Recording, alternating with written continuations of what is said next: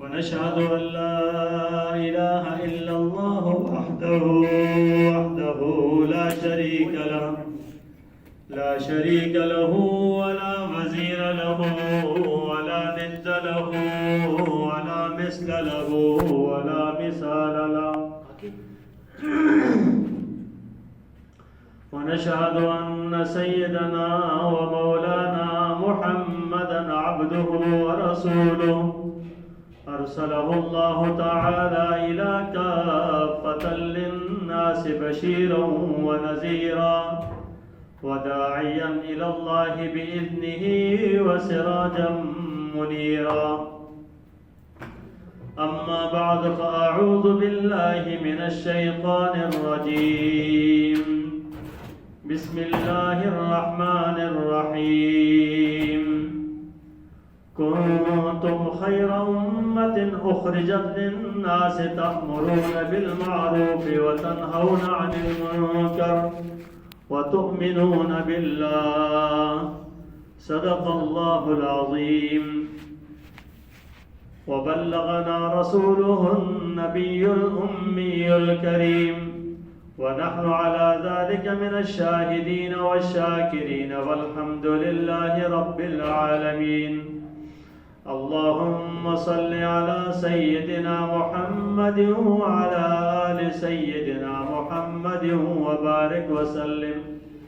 اللهم صل على سيدنا محمد وعلى آل سيدنا محمد وبارك وسلم. اللهم صل على سيدنا محمد وعلى آل سيدنا محمد وبارك وسلم.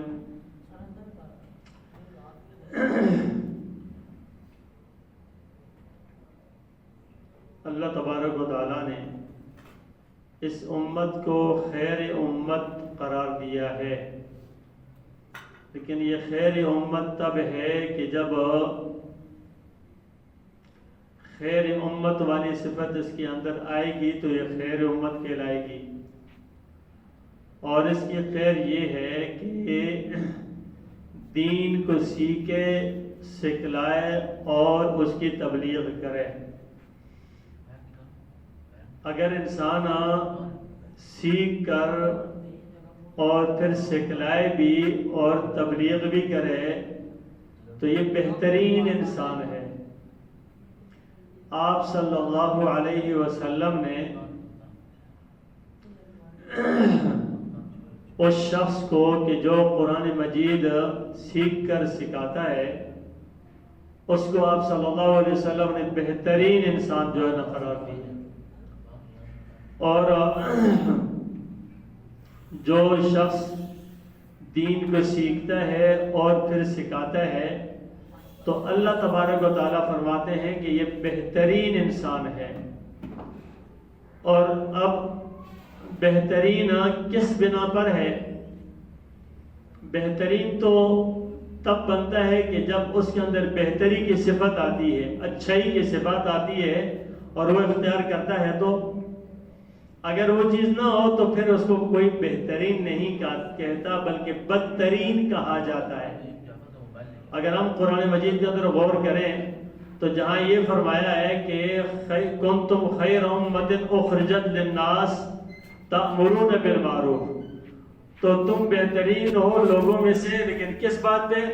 کہ تم نیکی کا حکم کرتے ہو کرسی لے اور تنہون عن المنکر اور برائی سے روکتے ہو. نیکی کا حکم اور برائی سے روکنا یہ بہترین ہونے کی علامت ہے کہ جو انسان یہ کرتا ہے تو بہترین ہے. آپ صلی اللہ علیہ وسلم نے فرمایا خیرکم من تعلم القرآن وعلم، بہترین ہے تم میں سے وہ جو قرآن کو سیکھے اور سکھلائے. اب دیکھو سیکھنا ہے نا پھر سکھلانا ہے، تو یہ سیکھ کر سکھلانا یہ بہترین انسان کہلایا. اسی طریقے سے آپ صلی اللہ علیہ وسلم نے فرمایا خیرکم خیرکم لأہلی، تم میں سے بہترین وہ ہے کہ جو اپنے گھر والوں کے ساتھ اچھائی کرے.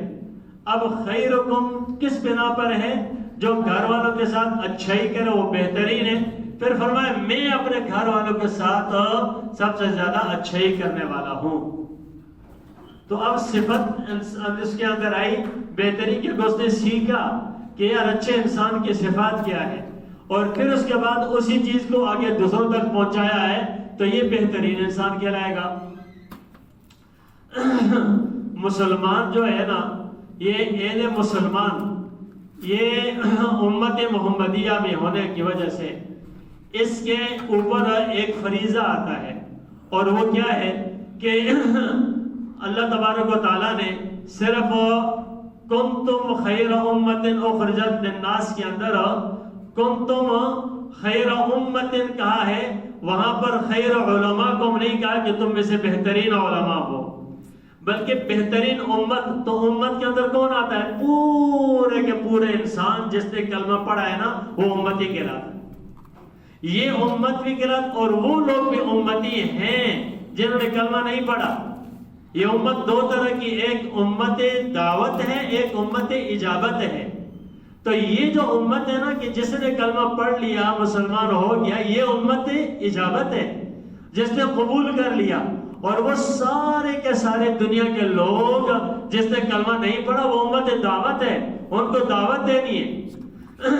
اب کیونکہ ساری امت کے لیے ایک ہی نبی اس وقت، وہی نبی، انہی کی نبوت موجود ہے، اور کوئی نبی نہیں.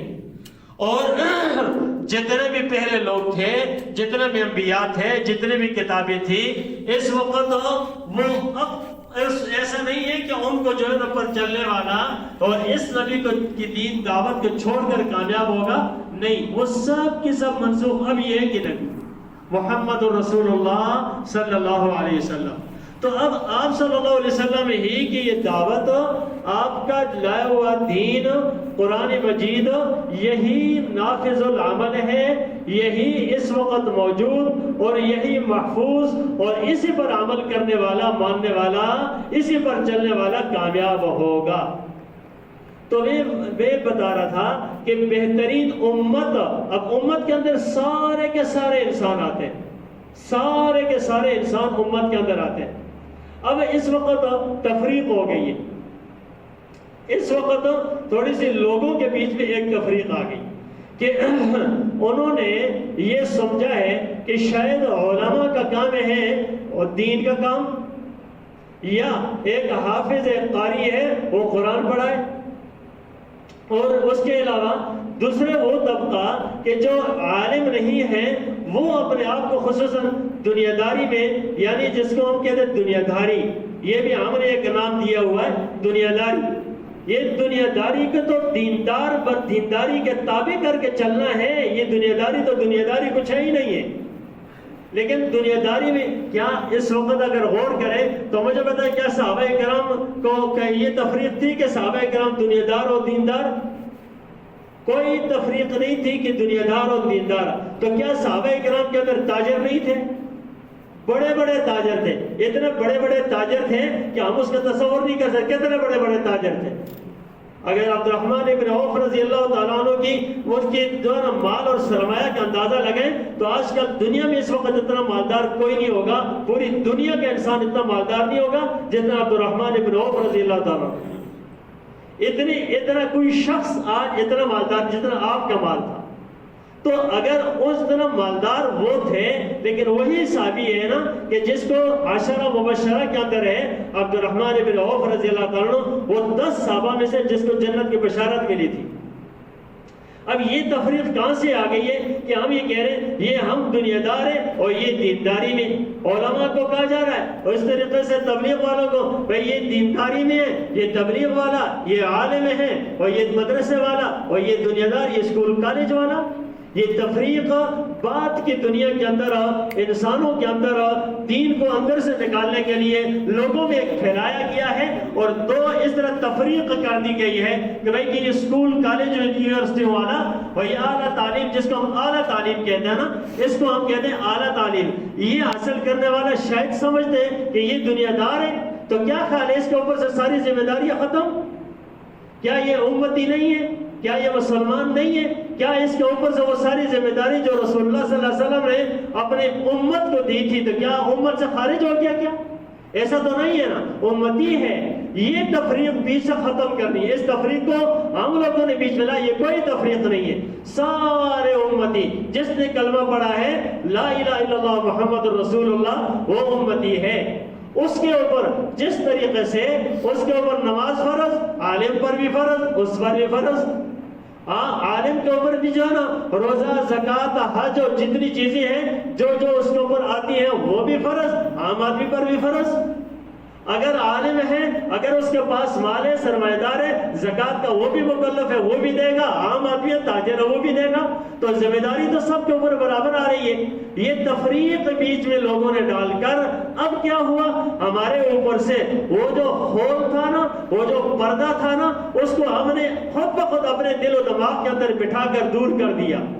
اب کیا سمجھے جانے لگا ہے، عالم ہے تو وہ کیا کرے گا، وہ اپنے اوپر سر پہ پگڑی بھی باندھے گا، اس نے لباس بھی اچھا پہننا. سارے لوگ اس بات کی توقع کرتے ہیں کہ علماء پینٹ شرٹ نہیں پہنتے تو اچھا نہیں لگتا. آپ کے سامنے آپ کے مسلح کے اوپر یہاں پر اگر پینٹ شرٹ پہن کر اور ٹائی پہن کر میں کھڑا ہو جاؤں تو یقین جانو اسی وقت آپ کہیں گے یار یہ کیا غضب ہے. کیا وہ چیز جب ہم پہن رہے تو یہ کیا غضب ہے، اس کو کیا نام دیں گے. تو میرے بھائیوں یہ تفریق پورے پتہ نہیں کہاں سے آ گئی. جس طریقے سے عالم سنتوں کا پابند ہے کہ وہ اختیار کریں، عام آدمی، ہر فرد، ہر تاجر، ہر ملازم، ہر چھوٹے سے بڑے طبقہ جس کو ہم کہتے ہیں، تو اللہ کے یہاں کوئی تفریق ایسی نہیں ہے. اللہ کے یہاں تو وہی سب سے بڑا ہے، ان اکرمکم عند اللہ اتقاکم، جو متقی ہے وہ بڑا ہے. تو ہر آدمی کے اوپر لازم ہے وہ سنت لباس پہنے، ہر انسان پر لازم ہے وہ سر کے اوپر سنت عمامہ پہنے، یہ لازم ہے ہر شخص پر ہے. اب کیا، اب تو ہمارے سروں سے ٹوپی بھی غائب، اور یہ کبھی بھی رسول صلی اللہ علیہ وسلم نے نہیں کیا تھا. ننگے سر نماز نہیں پڑھی آپ نے، اب یہ بھی غائب. کیا کہیں گے اس کو، یہ کیا چیز ہے، ہم کیا ہے، دوسرے کیا، یہ تفریق کیا ہے. اللہ کے سامنے کیا سمجھے، کیا بتائیں گے، کچھ بھی نہیں ہمارے پاس. تو میرے بھائیوں یہ نہیں ہے کہ جو یہ علماء یا جو تبلیغ والے یا جو دین میں لگے ہوئے وہ اور ہیں، ہم کوئی اور ہیں. نہیں، ہم مجرم ہیں، ہم مجرم ہیں. جب غلط کرتے ہیں نا وہ مجرم ہے. عالم غلط کرے وہ بھی مجرم ہے، عام آدمی غلط کرے وہ بھی مجرم ہے. سنتوں سے جو بھی دور ہوگا وہ مجرم ہے، اللہ کا رسول کا مجرم ہے. اب اس جرم سے ہم نے نکلنا ہے. کیوں نکلنا ہے میرے بھائیوں، یاد رکھو. اگر آج نا ہم غور کریں تو آج اگر دیکھیں نا ہم علماء کا طبقہ، تبلیغ والوں کا طبقہ، جنہوں نے اپنے داڑھی رکھی ہے، سر پہ پگڑیاں پہنی ہیں، لباس صاف ستھرا اور سنت کے مطابق پہننے کی کوشش کرتے ہیں، اس طبقے میں جو دعوت دے رہے ہوتے ہیں، اس کو کیا کہیں گے، یہ کنیکشن کہاں جڑا ہے اور کن لوگوں کے ساتھ ہے، یہ کدھر کنیکشن جڑا ہے. ذرا غور کرنے کی بات، یہ کنیکشن کدھر جڑا ہے. کیا کہیں گے، تبلیغ والے مطلب یہ ہے کہ اللہ والے، عالم اس کا مطلب ہے کہ اللہ والا، مولانا، مولوی، یہ مولا کا مطلب مولا والا یعنی اللہ والا. ٹھیک ہے، یہ اللہ والا. تو میں اور آپ کدھر جائیں گے، ہم کیا کہیں گے، ہم کس والے ہیں، ہم کس والے، ہم امریکہ والے، ہم برطانیہ والے، ہم یہود و نصارہ والے، ہم کسی اور طبقے والے. او خدا کے بندو یہ تو سوچو، ہم بھی اللہ والے ہیں، ہم بھی اللہ والے، ہم بھی اللہ. ہاں غلطی ہو رہی ہے، کوئی کمی ہو رہی ہے، اس کو دور کرتے جائیں اور غلطی کو اعتراف کریں. کیا تبلیغ کرنا ہر ایک شخص کا فرض نہیں تھا، ہر امتی کا فرض ہے. اللہ پاک کیا فرما رہے، کنتم خیر امت اخرجت للناس، تم بہترین امت ہو جو لوگوں کی بھلائی کے لیے نکالے گئے ہو. امت کہاں ہے، امت میں اور آپ سارے شریک نہیں ہیں، ہم سب برابر ہیں. البتہ یہ ہے کہ ہم سے غلطی ہو رہی ہے نا، اعتراف کرنا، یا اللہ معاف کر دے، غلطی کر رہے ہیں، ہمیں پیغمبر صلی اللہ علیہ وسلم کی وہ صورت نصیب فرما دے، آپ کی سیرت نصیب فرما دے. آپ کی سیرت کو اپنانا ہر شخص پر ضروری اور فرض ہے. آپ صلی اللہ علیہ وسلم کی طرح دیکھیں نا، اگر یہ کہتے ہیں نا کہ جس طریقے سے ہم اگر دیکھیں نا کہ علماء کو، صلحاء کو، کسی نیک لوگوں کو اس کو دیکھیں تو ہم سارے یہ کہتے ہیں محبت کرتے ہیں، محبت کرتے ہیں، چاہت کرتے ہیں، ان کے ساتھ بیٹھنا، ان سے سلام کرنا، ان کے پاس جانا. یعنی ہم کچھ کہتے ہیں، ہمارا پیسہ بھی ان کے ساتھ لگے، ہمارے جو دعا سلام ہو، دعا کے لیے بھی کہتے ہیں، سب کچھ کہتے ہیں. میرے پیاروں یہ بننا ہم سب کا ضروری ہے، ہم سارے ایسے بنے. اس سے ہماری ذمہ داری پوری نہیں ہو جاتی کہ ہم صرف یہ کام کریں. ہاں کچھ لوگ ایسے ہیں کہ وہ عالم پورے کے پورے بنتے ہیں اور کچھ کم بنتے ہیں. سب کا عالم بننا کوئی ضروری نہیں ہے، لیکن سب کے لوگوں کا دیندار بننا ضروری ہے. سب لوگوں کا دیندار بننا ضروری ہے. سب لوگوں کا عالم بننا ضروری نہیں ہے. یہ ایک طبقے کے اندر کوئی ایک ہو، دو ہو، تین ہو، ایک قوم کے اندر ہو. ولولا نفر من كل فرقة منهم طائفة ليتفقهوا في الدين ولينذروا قومهم إذا رجعوا إليهم. قرآن میں اللہ فرماتے ہیں تمہارے اندر ایک گروہ ایسا ہونا چاہیے، کچھ لوگ ایسا ہونا چاہیے جو دین سیکھے، مکمل سیکھے، پھر آئے اپنے لوگوں کو بتائے، سکھائے. اب عام لوگ اگر عالم پورے نہیں بنتے، عام لوگوں کا متبع سنت ہونا ضروری ہے. متبع سنت ہونا، سنتوں کی پیروی کرنا ضروری ہے. رسول اللہ صلی اللہ علیہ وسلم کی آپ کی طرح ہونا، یعنی آپ کی سنتوں کا لحاظ کرنا ہر شخص پر ضروری اور فرض ہے. سنتوں کی پیروی کرنا، نجات کے لیے سنت کا فرض کرنا یہ ضروری ہے. آپ صلی اللہ علیہ وسلم نے فرمایا، مشکات شریف کے اندر ایک روایت آتی ہے، فرمایا رسول اللہ صلی اللہ علیہ وسلم نے کہ تم لوگ اگر کوئی ایک سنت کو چھوڑو گے اس کی جگہ تمہارے اندر گمراہی آ جائے گی. اس سنت کی جگہ تمہارے اندر گمراہی آ جائے گی اور جہالت آئے گی، رسم آئے گی، برائیاں. پھر یہ سنت تمہارے اندر نہ چھوڑنے کی وجہ سے پھر نہیں آ سکتی.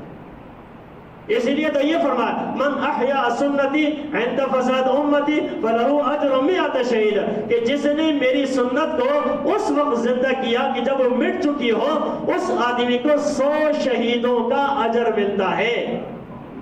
100 شہیدوں کا اجر ملتا ہے جس نے میری سنت کو جو مٹ چکی ہو. مثال کے طور میں ہمارے گھر کے اندر ہے، مثال کوئی آدمی سنت کے مطابق کھانا نہیں کھاتا، ایک باپ ہے، بھائی ہے، بیٹا ہے، کوئی بھی، وہ بیٹا کہتا نہیں سنت کے مطابق کھانا کھانا ہے، بسم اللہ پڑھنا. اس نے اس کو رواج دیا اس گھر کے اندر، یقین جانے اس کو 100 شہیدوں کا ثواب ہے. اب کتنا بڑا اجر ہے، کس وجہ سے؟ یہ انسان جو بلا بیٹھے تھے ان کو اوپر بھی لازم تھا، لیکن اس آدمی نے اس کو زندہ کیا، اس کو اتنا بڑا اجر ہے. تو اس کا مطلب یہ ہوئے سنتوں کے علاوہ کوئی چارہ نہیں. یہ تفریق ذہن سے نکال لیں کہ ہم کہیں کہ ہم مٹاتے جائیں، سنتوں کو مٹاتے جائیں، دعوت کو چھوڑتے جائیں اور اس کے بعد کامیاب بھی ہوں. میرے بھائیوں، ہر ایک شخص دعوت دیتا ہے، وہ سامنے ایک بس والا کیلنڈر کھڑا ہوگا اور وہ بھی کہے گا آؤ بھائی آؤ بھائی آؤ بھائی، اور لے کر کھڑا ہوگا چلو بھائی لاہور جس نے جانا وہ آ جائے، سیالکوٹ جانا وہ آ جائے. یہ صبح سے دعوت شروع کرتا ہے.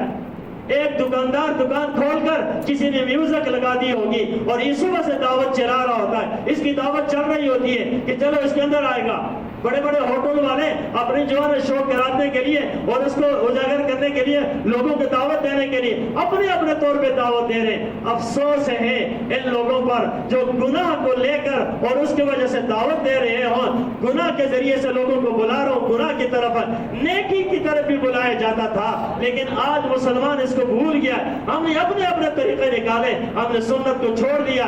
پھر کیا کہیں گے کہ ہم کامیابی کے راستے پر چل رہے ہیں؟ افسوس ہونا چاہیے اس پر، ہمیں اس کے اوپر پریشان ہونا چاہیے. تو اس لیے میرے بھائیوں یہ چیز ویسی نہیں آتی، ماحول بننا چاہیے، تبلیغ کے ساتھ جڑیں. میں پھر بھی عرض کرتا ہوں، ابھی جو قاسم مسجد میں یہ ٹول پلازا جو پہلے پرانا تھا نا ہمارا، یہاں قریب میں تبلیغی مرکز ہے. میں سب سے درخواست کرتا ہوں، میں مخلصانہ طور پہ دردمندانہ درخواست کرتا ہوں، ایک دن ہے، آج شام سے شروع ہوگا، ہفتے کے دن بھی ہوگا اور اتوار کو صبح دعا ہو جائے گی. آپ 5 چلے جائیں، صرف چلے جائیں. جانا اسی اللہ کے پاس ہے، یقین جانے، کسی اور کے پاس نہیں جانا.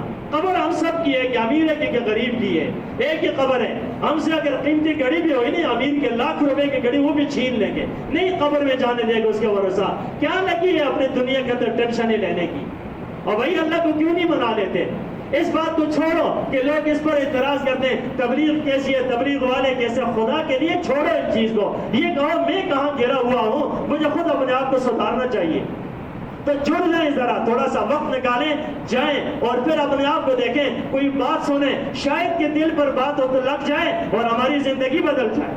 آج تو بڑے بڑے لوگ، سمجھدار لوگ، عقل مند لوگ، بڑے بڑے کرکٹر اور بڑے بڑے جو نا میوزک کے اندر چلنے والے جمشید جیسے لوگ، بڑے بڑے لوگ جن کو اللہ نے ہدایت دی، وہ گئے سامنے گئے، ملا، دل پہ پڑا کہ بھائی کیا کر رہے ہو، کہاں جا رہے ہو، کوئی مقصد کو تو سمجھو، تو وہ دل کی دنیا بدلی۔ ہم سب کی ضرورت ہے، اس لیے میری یہ درخواست ہے شریک ہوں ایسی محفلوں کے اندر، اس طرح کا مجمع کے اندر، اور یہاں پر بھی کام ہوتا ہے شریک ہو جائیں۔ ایک آدمی آپ کے گھر پہ جاتا ہے، دروازے پہ دستک دیتا ہے، بھائی آ جاؤ، آپ کو دین کے لیے اللہ کی طرف بلا رہے ہیں، آگے سے سنایا جاتا ہے، کوئی احساس نہیں ہے یہ کس لیے آیا، اس یہ تو کامیاب ہو گیا کہ جو اللہ کی طرف بلا رہا ہے۔ وَمَنْ أَحْسَنُ قَوْلًا، اللہ فرماتے ہیں اس سے بہتر بات کس کی ہوگی، مِمَّنْ دَعَا إِلَى اللَّهِ، جس نے اللہ کی طرف بلایا، اللہ کی طرف بلایا، اس سے بڑھ کر اچھی بات کون ہوگی۔ اللہ خود فرماتے ہیں یہ بلانے والا تو اللہ کی طرف بلانا ہے، یہ تو بہترین ہو گیا نا۔ اور ہم یہ بہترین کیوں نہیں بنتے؟ ہم تو اپنے بچوں کو دعوت نہیں دیتے، اپنے بچوں کو صبح سلا دیتے ہیں کہ بھئی سکول جانا ہے، کام پہ جانا ہے، ابھی رات کو تیری نیند پوری نہیں ہوئی، آئے افسوس۔ اور اس وقت یہ نہیں سمجھتے کہ آپ صلی اللہ علیہ وسلم قرآن کہتا ہے کہ بھئی تم اس کو بلاؤ، ان کو بتاؤ، نماز کی طرف لے کے جاؤ، وَأْمُرْ أَهْلَكَ بِالصَّلَاةِ وَاصْطَبِرْ عَلَيْهَا۔ حضرت عمر رضی اللہ عنہ صبح صبح نماز کے لیے بچوں کو جگاتے، گھر والوں کو جگاتے اور یہ آیت پڑھ دیتے۔ اللہ فرماتے ہیں وَأْمُرْ أَهْلَكَ بِالصَّلَاةِ، اپنے گھر والوں کو نماز کی طرف بلاؤ، اس کا حکم دو، قائم رہ جاؤ اس کے اوپر، پریشان نہ ہو کہ رزق کے دروازے اللہ فرماتے ہیں میں کھولوں۔ اللہ نے یہ وعدہ کیا، اور ہم کیا کر رہے ہیں؟ ہم اپنے بچوں کے خیر خواہ ہیں جو ان کی نیند کی فکر، ان کے جسم کی فکر کر رہے ہیں؟ نہیں نہیں، یہ فکر نہیں کر رہے، ڈبا رہے ہیں ان کو۔ تو اس لیے میرے بھائیوں شریک ہوں، اس طریقے غنیمت جانے، ہمیں کوئی موقع ملے، یہ جمعہ، یہ بیٹھے، یہ آئے، یہ سنا، کچھ پتہ چل رہا ہے، نہیں آئے تو کیا پتہ چل۔ تو اس لیے ہمیں چاہیے کہ ہم دلچسپی رہیں اور اللہ سے مانگ لیا کریں، خدا کے لیے مانگ لیا کریں، مانگنا شروع کر دے، اے اللہ ہدایت دے دے، اے اللہ صراط مستقیم پہ چلا دے، اے اللہ رسول اللہ صلی اللہ علیہ وسلم کے جو راستہ تھا اس پہ چلا دے۔ اللہ پاک ہمارے دلوں کے اندر یہ درد، یہ کیفیت پیدا کر دے۔ وآخر دعوانا